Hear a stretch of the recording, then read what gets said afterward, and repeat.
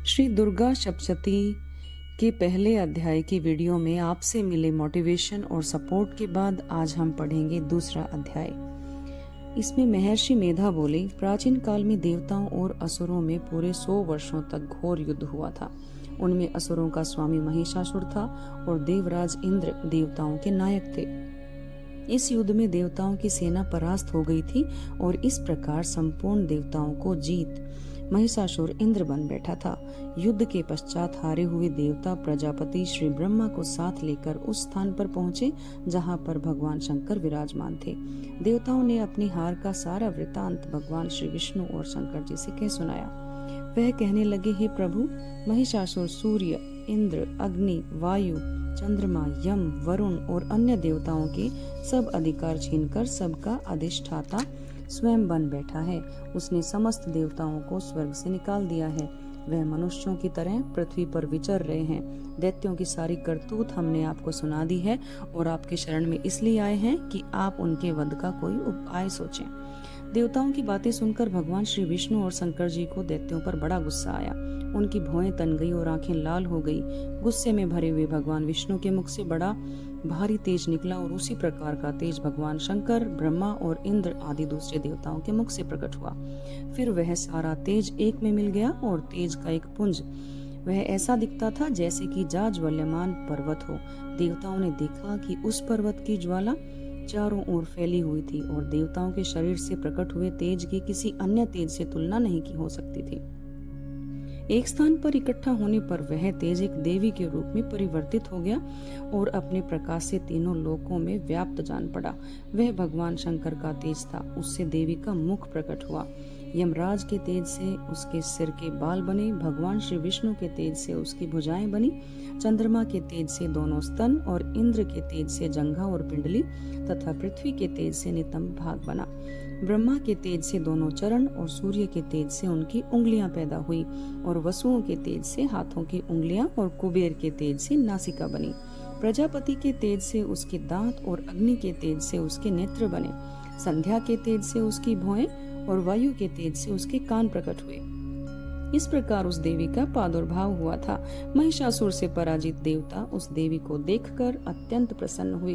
भगवान शंकर ने अपने त्रिशूल में से एक त्रिशूल निकालकर उस देवी को दिया और भगवान विष्णु ने अपने चक्र में से एक चक्र निकालकर उस देवी को दिया। वरुण ने अपने चक्र में से एक चक्र निकालकर उस देवी को दिया। वरुण ने देवी को शंख भेंट किया। अग्नि ने इसे शक्ति दी। वायु ने उसे धनुष और बाण दिए। सहस्त्र नेत्रों वाले श्री देवराज इंद्र ने उसे अपने वज्र से उत्पन्न करके वज्र दिया और ऐरावत हाथी का एक घंटा उतार कर देवी को भेंट किया। यमराज ने उसे काल दंड में से एक दंड दिया। वरुण ने उसे पाश दिया। प्रजापति ने स्फटिक की माला दी और ब्रह्मा जी ने उसे कमंडलू दिया। सूर्य ने देवी के समस्त रोमों में अपनी किरणों का तेज भर दिया। काल ने उसे चमकती हुई ढाल और तलवार दी तथा उज्जवल हार और दिव्य वस्त्र उसे भेंट किए और इनके साथ ही उसने दिव्य चूड़ामणि दी। 2 कुंडल, कंकण, उज्जवल अर्धचंद्र, बाहों के लिए बाजूबंद, चरणों के लिए नुपुर, गले के लिए सुंदर हंसली और उंगलियों के लिए रत्नों की बनी हुई अंगूठियां उसे दी। विश्वकर्मा ने उसको फरसा दिया और उसके साथ ही कई प्रकार के अस्त्र और अभेद्य कवच दिए। इसके अतिरिक्त उसने उसे कभी न कुंभलाने वाली सुंदर कमलों की मालाएं भेंट की। समुद्र ने सुंदर कमल का फूल भेंट किया। हिमालय ने सवारी के लिए सिंह और तरह तरह के रत्न देवी को भेंट किए। यक्षराज कुबेर ने मधु से भरा हुआ पात्र और शेष नाग ने उन्हें बहुमूल्य मणियों से विभूषित नागहार भेंट किया। इसी तरह दूसरे देवताओं ने भी उसे आभूषण और अस्त्र देकर उसका सम्मान किया। इसके पश्चात देवी ने उच्च स्वर से गर्जना की। उसके इस भयंकर नाद से आकाश गूंज उठा। देवी का वह उच्च स्वर से किया हुआ सिंहनाद समा न सका। आकाश उनके सामने छोटा प्रतीत होने लगा। उससे बड़े जोर की प्रतिध्वनि हुई जिससे समस्त विश्व में हलचल मच गई और समुद्र कांप उठे, पृथ्वी डोलने लगी और सबके सब पर्वत हिलने लगे। देवताओं ने उस समय प्रसन्न हो सिंह वाहिनी जगतमयी देवी से कहा, देवी तुम्हारी जय हो। इसके साथ महर्षियों ने भक्ति भाव से विनम्र होकर उनकी स्तुति की। संपूर्ण त्रिलोकी को शोक मग्न देखकर दैत्यगण अपनी सेनाओं को साथ लेकर हथियार आदि सजाकर उठ खड़े हुए। महिषासुर के क्रोध की कोई सीमा नहीं थी। उसके क्रोध में भरकर कहा, यह सब क्या उत्पात है। फिर वह अपनी सेना के साथ उस ओर दौड़ा जिस ओर से भयंकर नाद का शब्द सुनाई दिया था, और आगे पहुंचकर उसने देवी को देखा जो कि अपनी प्रभा से तीनों लोकों को प्रकाशित कर रही थी। उसके चरणों के भार से पृथ्वी दबी जा रही थी। माथे के मुकुट से आकाश में एक रेखा सी बन रही थी और उसके धनुष के टंकार से सब लोग क्षुब्ध हो रहे थे। देवी अपने सहस्त्रों भुजाओं को संपूर्ण दिशाओं में फैलाई खड़ी थी।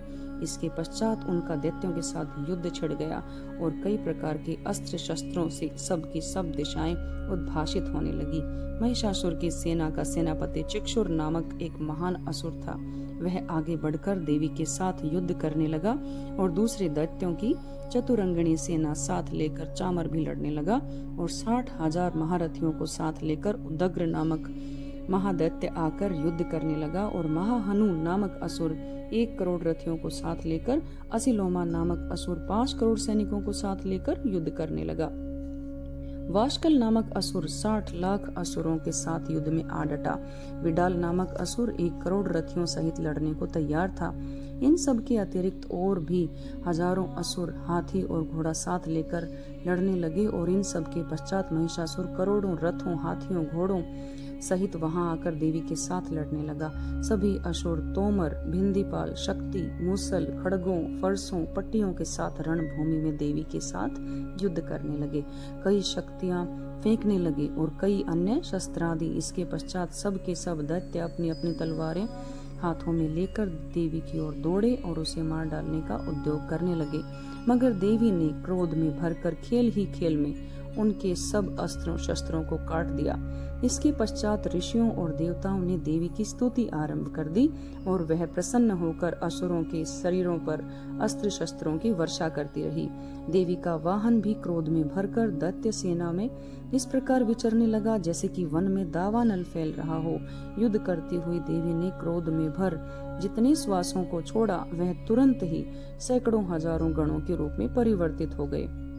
फरसे, भिंदीपाल, खड़ग, पट्टिस इत्यादि अस्त्रों के साथ दैत्यों से युद्ध करने लगे। देवी की शक्ति से बड़े हुए वह गण दैत्यों का नाश करते हुए ढोल, शंख और मृदंग आदि बजा रहे थे।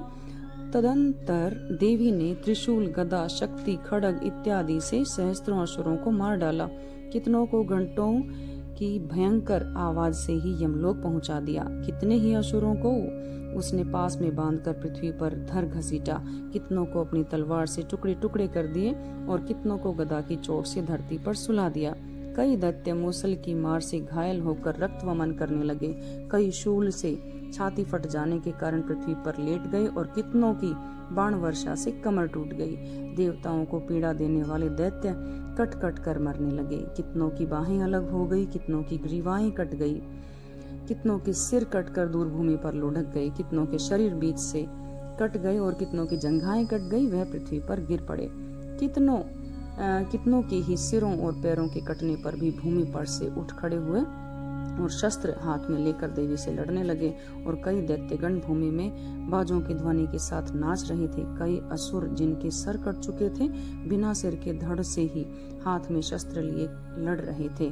दैत्य रह रह कर ठहरो ठहरो कहते हुए देवी को युद्ध के लिए ललकार रहे थे। जहाँ पर यह घोर संग्राम हुआ था वहाँ की भूमि रथ, हाथी, घोड़े और असुरों की लाशों से भर गई थी।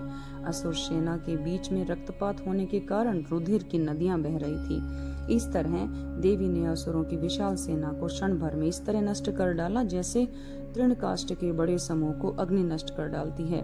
और देवी का सिंह भी गर्दन के बालों को हिलाता हुआ और बड़ा शब्द करता हुआ असुरों के शरीरों से मानो उनके प्राणों को ढूंढ रहा था। वहां देवी के गणों ने जब दैत्यों के साथ युद्ध किया तो देवताओं ने प्रसन्न होकर आकाश से उन पर पुष्प वर्षा की।